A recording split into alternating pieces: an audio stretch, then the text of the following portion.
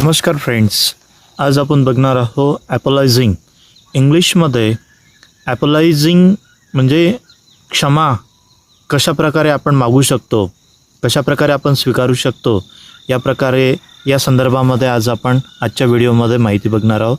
तर मला हे सांगायचं आहे की व्हिडिओ स्किप न करता जर आपल्याला इंग्लिश शिकायचं आहे, इंग्लिश माझा व्हिडिओ बघून विद्यार्थ्यांना तुम्हाला माहिती सांगायची आहे, तर नक्कीच 5 ते 10 मिनटं मला द्या. तुम्हाला जे काही कन्स्ट्रक्शन आहे, जे काही सेंटेन्स आहे, जे काही वर्ड्स आहे, ते सर्व मी तुम्हाला या व्हिडिओमध्ये सांगणार आहोत. तर माझं नाव मनोज हाडके. अशाच नवीन नवीन गोष्टीसाठी शिकण्यासाठी, माहिती करून घेण्यासाठी आपल्या व्हिडिओला लाईक करा, शेअर करा आणि सबस्क्राईब करा. बेल आयकॉन आहे, बेल आयकॉनला टिक करा, जेणेकरून येणारे नवीन व्हिडिओसुद्धा तुम्हाला माहीत होईल. ओके, चला तर मग ॲपोलायझिंग म्हणजे काय?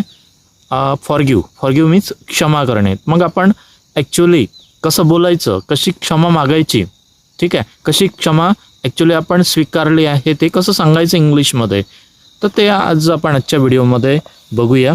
जसं बघा, in English we use several different expressions to offer apologise. The most common among them are given below. ठीक आहे, आय एम रिअली सॉरी, हे सुद्धा कन्स्ट्रक्शन आपण वापरतो. I am sorry, I am so sorry, I would like to apologise, I do apologise for, I must apologise for. आता actually समोरचा जो part जो आहे कन्स्ट्रक्शन ॲपोलायझिंगचं, जे मी तुम्हाला सांगत आहे ते तुम्ही वापरू शकता. आता कशा संदर्भात तुम्ही चूक केली आहे ते आपल्याला व्यक्त करायचं आहे, ते तुम्ही त्या ठिकाणी मांडू शकता. समोर मी तुम्हाला एक्झाम्पलसुद्धा देणार आहोत. तर सेंटेन्स कोणते कन्स्ट्रक्शन आपण त्या ठिकाणी लावू शकतो, वापरू शकतो, वर्ड्स कसे वापरू शकतो, हे मी सांगून राहिलो या ठिकाणी. तर I must apologise for, I apologise for, I would like to apologise for, I shouldn't have. Here are some more examples.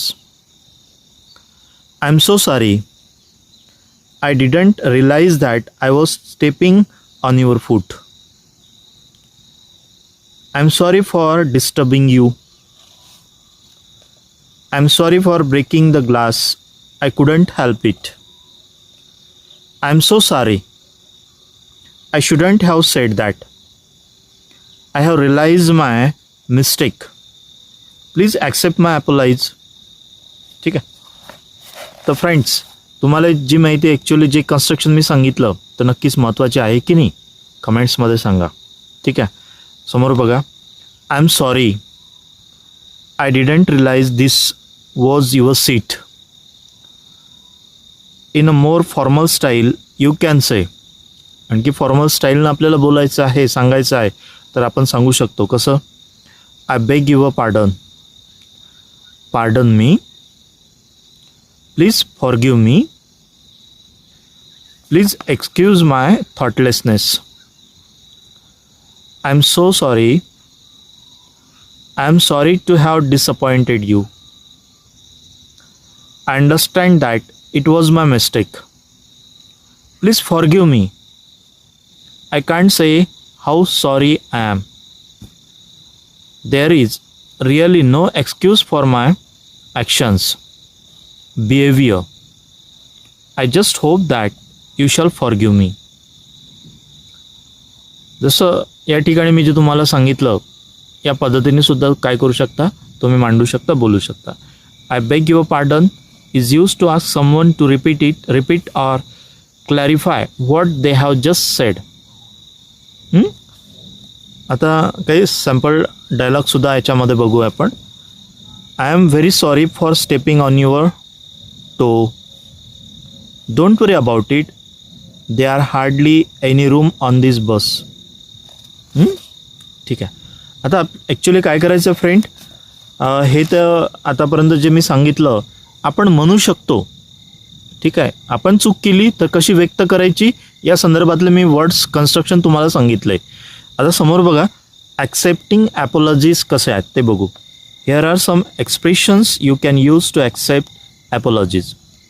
That's all right, never mind, don't apologise, it doesn't matter, don't worry about it, don't mention it, that's okay, I quite understand, you couldn't help it, forget about it.